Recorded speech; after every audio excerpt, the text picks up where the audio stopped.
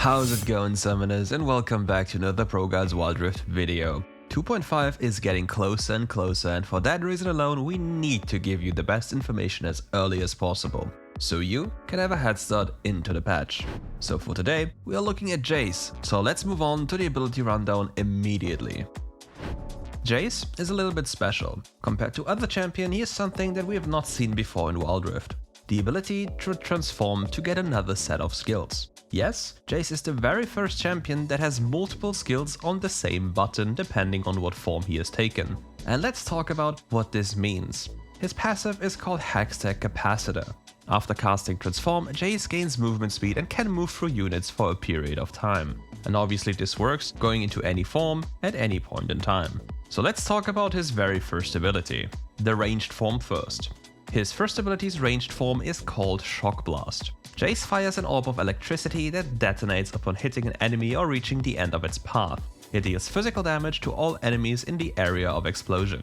Something that's quite neat about this, if Shock Blast is fired through the acceleration gate, which is JAYCE's third ability, the missile speed will increase and the damage will increase as well. And now we go to the interesting part, the melee form.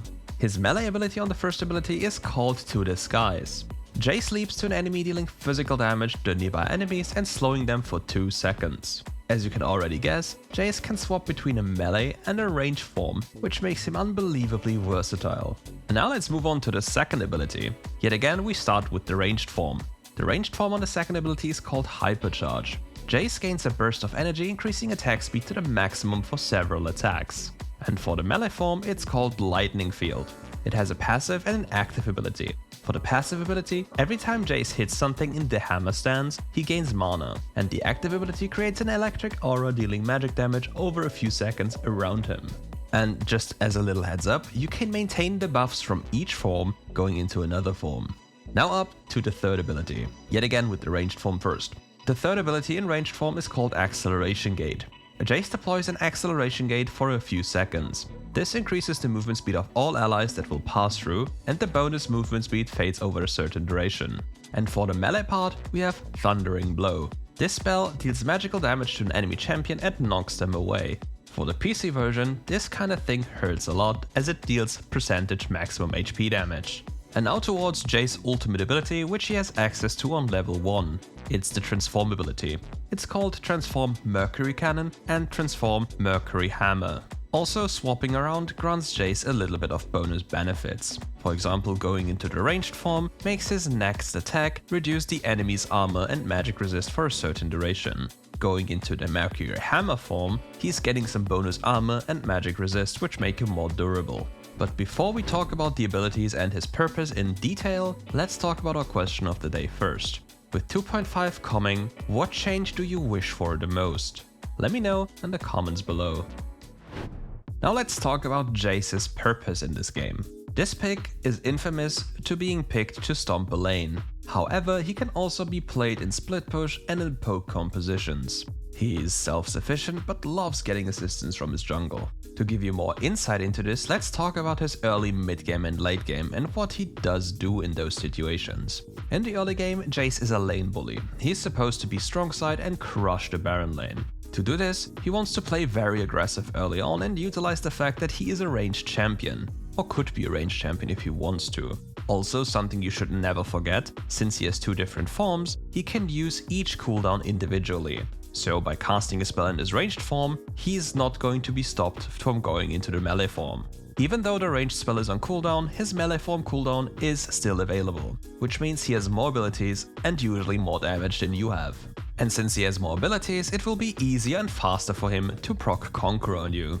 If we also take into consideration that he has an ability that increases his attack speed to a maximum amount, his Conqueror stacks will be there in an instant, which means bonus damage, bonus AD, and most likely a dead you.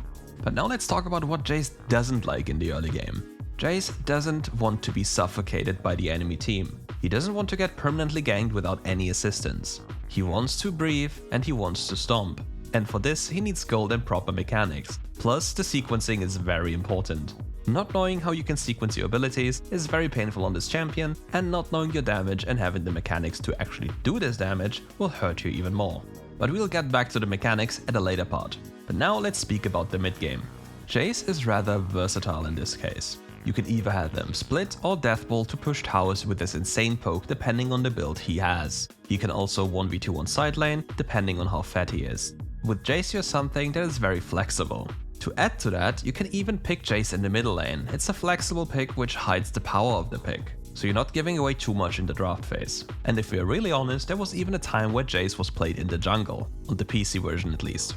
So we can't rule this out, so it might be a genuine possibility, but we'll have to see what the numbers look like. And for the late game, we are basically a poke Varus on crack.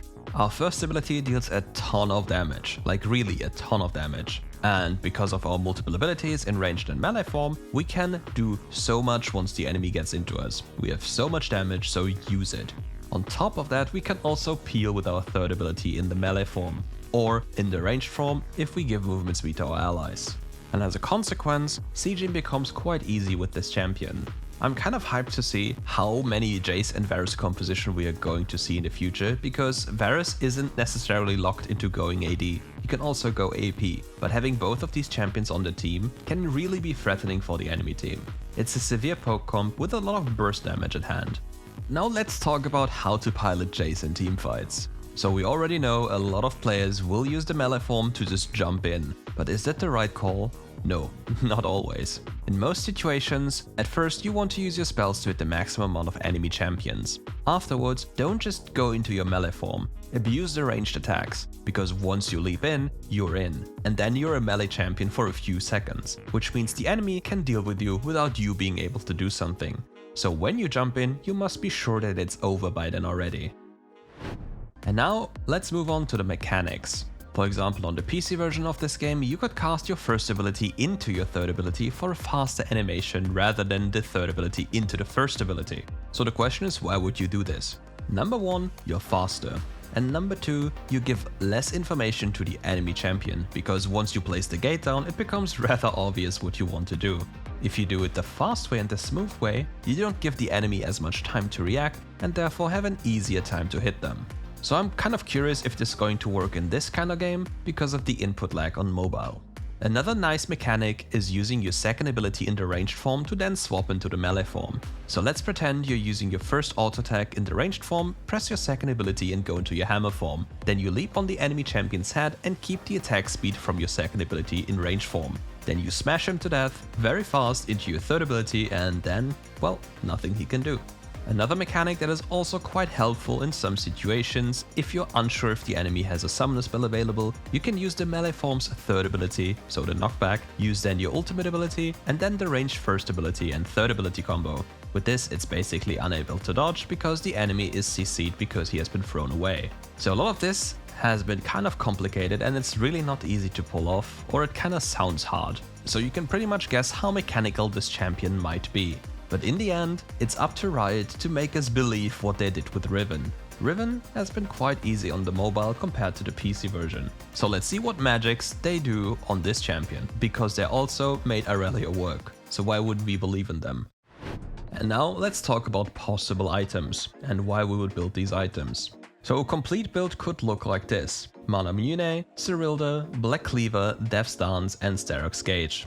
Obviously for boots we can make the decision per game if we need defensive boots or anything else. So what are the pros and cons of this item build? Number 1, for the Mana Mune we have infinite mana. We get a lot of sustain in terms of mana and we can do whatever we want with our spells. Then adding the Cyrilda on top, we get ranged slow and more ability haste. With the Black Cleaver, we get even more armor pen, not only for us but also for our team. And with the Death's Dance and Sterak's Gage, we become super tanky. Unless of course for some reason Sterak's Gage isn't purchasable on this champion, which would be kinda weird because in fact he is a melee and ranged champion at the same time. But there are also a few things we can adjust depending on how the game is going. For our very first item we have multiple options available. For example, the Blade of the Ruined King. Since we are a melee and ranged champion, we can benefit from the melee form's bonus. And since we have an inbuilt attack speed steroid, we'll beat up the enemy quite fast. And with the movement speed bonus, there's no way the enemy can run away from us. But then the next question would be, wouldn't we suffer too much from the lack of mana? For the other build, which is more like a build into a full squishy team, we have the Youmuu's Ghostblade. Youmuu's Ghostblade would provide us with a lot of speed, a lot of bonus attack speed, and a lot of bonus damage against squishy targets. So if we are snowballing, Youmuu's Ghostblade might not be a bad item. However, if we talk about the second and third item, we have to make a call what we need more. Do we need more HPs from the Black Cleaver, or do we need more damage and utility from the Cyrilda? And I'm almost certain we are going to see a meme build a bit later on, which might even be good, who knows, with the Solari Charge Blade and an Essus Reaver. Maybe it's going to be meta, maybe not, but we'll see. And that wraps up today's video. Thank you all for watching, hit the sub button, and let's continue tomorrow when we are going to take a look at the last of the 3 potential champions, the Tiny Master of Evil. See you tomorrow, peace.